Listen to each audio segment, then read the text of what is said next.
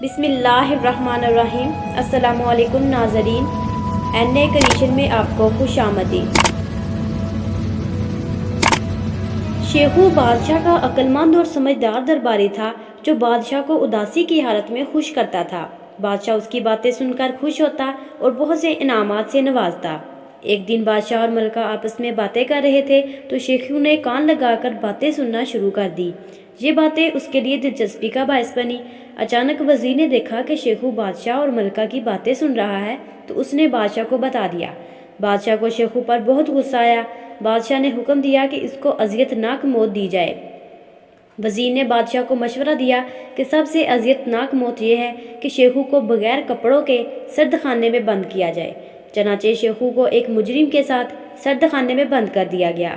صبح جب آدمیوں نے سرد خانہ کھولا تو وہ دیکھ کر حیران رہ گئے کہ مجرم تو سردی کی وجہ سے مرا ہوا ہے جبکہ شیخو کو کچھ بھی نہیں ہوا، وہ اس کے پاس بیٹھا ہوا ہے۔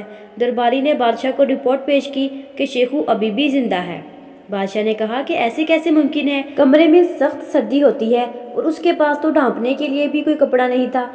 دوسرے دن بادشاہ نے دوبارہ شیخو کو ایک مجرم کے ساتھ سرد خانے میں بند کر دیا۔ 24 گھنٹوں بعد جب بادشاہ کے آدمیوں نے سرد خانے کو کھولا تو دوسرا آدمی تو سردی کی وجہ سے اکڑ کر مر چکا تھا جبکہ شیخو ویسے ہی موجود تھا اور اس قیدی کے پاس بیٹھا ہوا تھا۔ بادشاہ اس سب سے بہت حیران ہوا کہ شیخو کیسے خود کو سردی سے بچا لیتا ہے۔ بادشاہ نے تیسرے دن بھی شیخو کو مجرم کے ساتھ سرد خانے میں بند کر دیا اور سرد خانے کے سوراخ سے اندر کا مشاہدہ کرنے لگا کہ شیخو کیسے خود کو سردی سے بچاتا ہے۔ سرد خانہ بند کیا گیا تو بادشاہ نے مشاہدہ کرنا شروع کر دیا۔ بادشاہ نے دیکھا کہ شروع میں دونوں قیدی آرام سے بیٹھے رہے، لیکن جیسے ہی سردی زیادہ ہوئی تو ایک قیدی اٹھ کر کونے میں سکڑ کر بیٹھ گیا، جبکہ شیخو نے قید خانے میں پڑا ایک بڑا پتھر اٹھا لیا اور ورزش کرنا شروع ہو گیا، جس سے اس کے جسم کا درجہ حرارت بڑھ جاتا اور اسے سردی محسوس نہ ہوتی۔ جب تھک جاتا تو تھوڑی دیر آرام کرتا اور جب دوبارہ سردی لگنا شروع ہوتی تو دوبارہ ورزش کرنے لگ جاتا۔ اسی طرح ساری رات اس نے یہ سلسلہ جاری رکھا اور سردی کو مات دینے میں کامیاب رہا، جبکہ دوسرا قیدی کونے میں پڑا سردی سے اکڑ کر مر گیا۔ بادشاہ شیخو کی اس ذہانت سے کافی متاثر ہوا اور اس کو مزید آزمائش میں مبتلا کر دیا۔ بادشاہ نے شیخو کو قید خانے میں 30 دن کے لیے بند کر دیا اور کھانا صرف 3 دن کا رکھا۔ 30 دن بعد جب قید خانہ کھولا گیا تو شیخو زندہ اور صحیح سلامت بیٹھا تھا اور اس کے کندھے پر ایک طوطا بھی بیٹھا ہوا تھا۔ بادشاہ نے کہا کہ یہ کیا ماجرا ہے، کھانا تو صرف 3 دن کا تھا۔ تو شیخو نے کہا کہ میں ایک دن کھانا کھا رہا تھا تو یہ طوطا مجھے روشن دان میں بیٹھا ہوا ملا، میں نے تھوڑا سا کھانا اس کے آگے ڈال دیا تو یہ میرا عادی ہو گیا۔ 3 دن میرے پاس کھانا کھانے آتا رہا، پھر جب تیسرے دن بعد میرے پاس آیا تو میرے پاس کھانے کے لیے کچھ بھی نہیں تھا، پھر یہ واپس چلا گیا اور تھوڑی دیر بعد ایک کھجور کے ساتھ واپس آیا۔ اس کے بعد اس کو پتہ چل گیا کہ میں اس کا محتاج ہوں تو کوئی نہ کوئی پھل توڑ کر میرے لیے لاتا رہا اور 1 مہینہ گزر گیا۔ بادشاہ نے دل میں سوچا کہ یہ شیخو تو مشکل سے نکلنے کا گر جانتا ہے۔ بادشاہ نے کہا تیری آزمائش ابھی باقی ہے۔ بادشاہ نے شیخو کو 10 قیدیوں کے ساتھ شہر بدر کر دیا اور ہر ایک قیدی کی کمر پر ایک تھیلا باندھ دیا جس میں 5000 اشرفیاں تھیں۔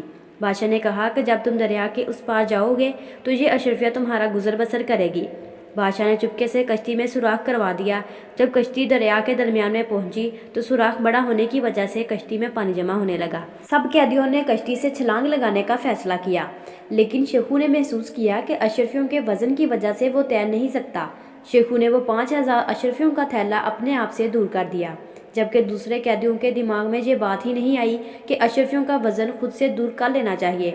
وہ سوچ رہے تھے کہ اشرفیوں کو تو کسی حال میں خود سے دور نہیں کرنا، کیونکہ اگر ان کو اپنے آپ سے دور کر دیا تو شہر میں مانگتے پھریں گے۔ مگر شیخو نے اپنی ذہانت کا استعمال کرتے ہوئے اس وزن کو دور کر دیا۔ بادشاہ نے اپنے خادم سے پوچھا کہ ان قیدیوں کا کیا بنا جو شہر بدر کر دیے گئے تھے۔ خادم نے جواب دیا کہ شیخو کے علاوہ سب ڈوب کر مر گئے۔ بادشاہ نے سب کے سامنے کہا کہ یہ تو میں جانتا ہوں کہ شیخو زندہ رہنے کا گر جانتا ہے۔ بادشاہ نے شیخو کو دربار میں بلایا اور کہا کہ تمہاری آزمائش اب ختم ہو چکی ہے، اور اس سے یہ حلف بھی لیا کہ آئندہ کسی کی بھی باتیں چھپ کر سننے کی کوشش مت کرنا۔ شیخو نے وعدہ کیا کہ وہ آئندہ کسی کی بھی باتیں چھپ کر نہیں سنے گا، اور وہ بھی جب وہ باتیں کسی عہدے دار کی ہوں۔ بے حد غلط بات ہے۔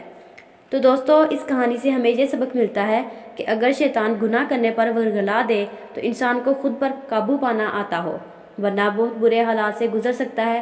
اگر شیخو سے یہ غلطی نہ ہوتی تو وہ کبھی بھی اتنے مشکل حالات کا سامنا نہ کرتا اور نہ ہی بادشاہ کو اس کی ذہانت کا پتہ چلتا کہ یہ ایک قیمتی شخص ہے۔ اگر آپ کو یہ ویڈیو اچھی لگے تو اس ویڈیو کو لائک کریں اور چینل کو سبسکرائب کریں اور بیل آئیکن کو بھی دبا دیں تاکہ آپ ہمارے ہر نوٹیفیکیشن سے آگاہ رہ سکیں۔ ملتے ہیں ایک نئی ویڈیو کے ساتھ۔ اللہ حافظ۔